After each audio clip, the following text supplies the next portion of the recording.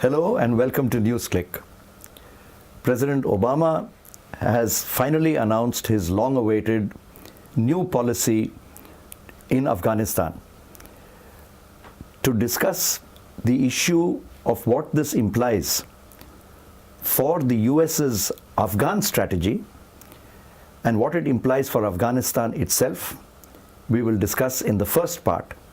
And in the second part of this discussion, we will talk about the wider regional implications of this decision for Pakistan and for the South Asian region as a whole. To discuss these issues, we have with us today Prof Aijaz Ahmad, well-known international commentator on political affairs.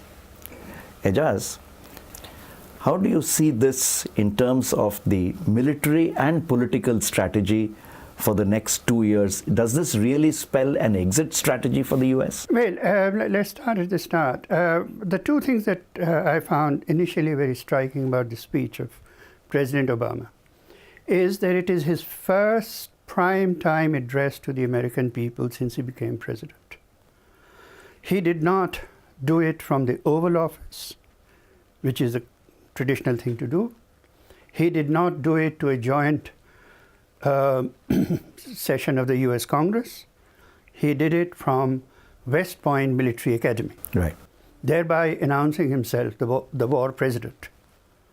And he does so 2 weeks before he goes to take his Nobel Peace Prize. Quite. In that sense, I actually think that this is, you call it surrender or you call it a clever maneuver, we can talk about that. Actually doing the bidding of his commanders. Yeah. Unlike Truman, who sort of fired MacArthur when he tried to sort of manipulate the president, here what happens is that McChrystal and company, starting in September, go public saying the president must do this, the president must do that, president must do that. This is completely unconstitutional and abnormal thing to do. And eventually, Obama basically does that. He had asked for 40,000, Obama gives him 30,000. So, that's just you do an overbid and so on. Sure. So, I mean, that's one thing, that it is actually largely for domestic purposes. The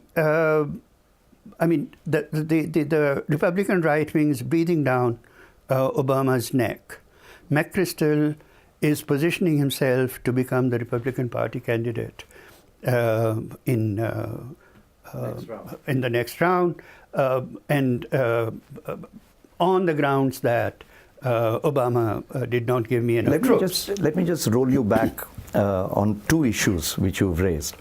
The first is that when General McChrystal put forward his viewpoint, he was arguing for an aggressive counter-insurgency strategy, asking for a surge in troops so that he can go after the Taliban. President Obama at that time said, let's not talk numbers before we discuss strategy. What is the strategy now?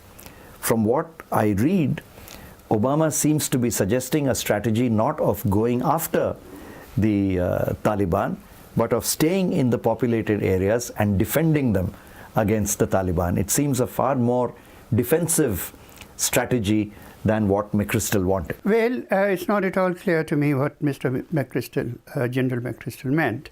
A real counterinsurgency, according to the manual that McChrystal himself has written, requires 660,000 troops. Right. 30, 40, 50,000 troops more does not make any difference. So in real terms, no one is asking for a counterinsurgency in the proper sense, partly because the U.S. simply just doesn't have that kind of troops and that kind of money. The U.S. is spending $1 million per soldier per year in Afghanistan. They don't have the money, they don't have the soldiers. So defending the city is the most they can hope for. You see, Raghu, the problem is that one doesn't know what the objectives are. Right. His own national security advisor, General James Jones, says that Al-Qaeda there are less than 100 members of the Al-Qaeda in Afghanistan. The former CIA chief in Pakistan says that Al-Qaeda in Afghanistan has been defeated, disorganized, dismembered. And yet Al-Qaeda is still what Obama and everyone else is talking about. They seem to make no distinction between the Taliban and Al-Qaeda. Senior members of the Taliban, Hikmatyar, and everyone else has said that we shall not allow foreigners to use Afghanistan as a base for actions abroad if the US withdraws and so on and so forth. The strategy also hinges around the announcement made by President Obama that by 2011 the US would start preparations for a withdrawal. Although there's a hedging of bets there, he's left the door open for a longer US presence, but he has signaled a date, a commencement date, shall we say, when withdrawal of troops may start. In view of what you were just saying about the insurgency, would this not give the Taliban an approach to say, if it's a matter of the next year and a half, they are going to be defending the population centers, we'll wait them out and crank up the insurgency once the US forces start leaving? Because I don't see how in the next year and a half there's going to be such a sea change in the capability or attitude of the Afghan armed forces. Look, I think what Obama is doing at one level is to saying to McChrystal, okay, I'm giving you what you have asked me. Now you shut up and show what you're promising. And that also, puts the Republican Party on the defensive. So that's one sort of thing. At another level, he's doing Bush #2, second edition. The year before he has to face the electorate again, he will start withdrawing. And he has given himself not one but two ways out. One, he says that this 18-month thing will depend on conditions on the ground, and there is no total withdrawal date. No.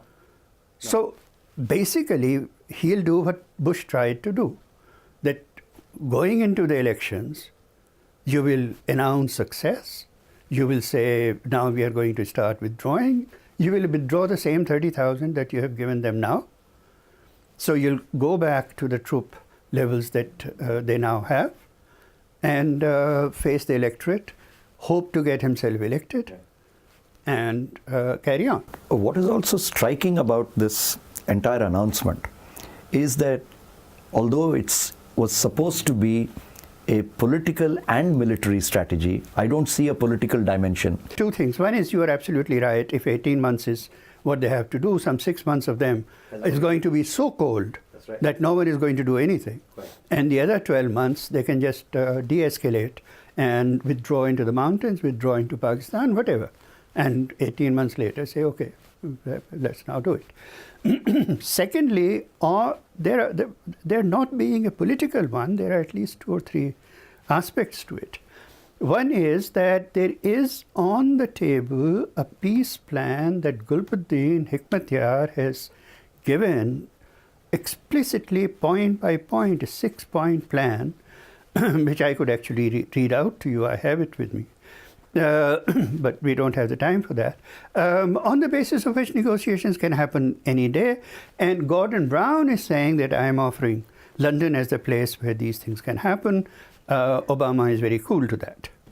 And he's cool to that because of the other problem in his political thing.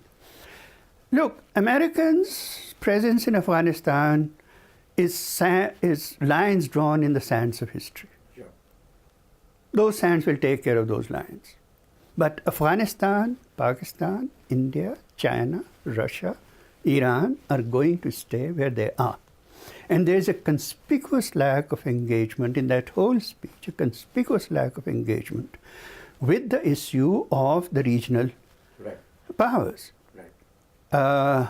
So, there is neither a political process with the Afghans, nor a political process on the regional level, and indeed only cursory mention of his own allies in terms of a solution. Right. So there's actually a political vacuum in that speech. Right.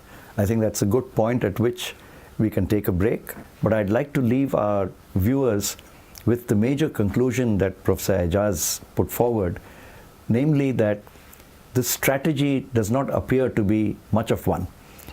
It seems to be a holding operation, largely addressed at a domestic audience, looking forward to the second term of the Obama administration and hoping that the military strategy will somehow result in a favorable outcome for the US.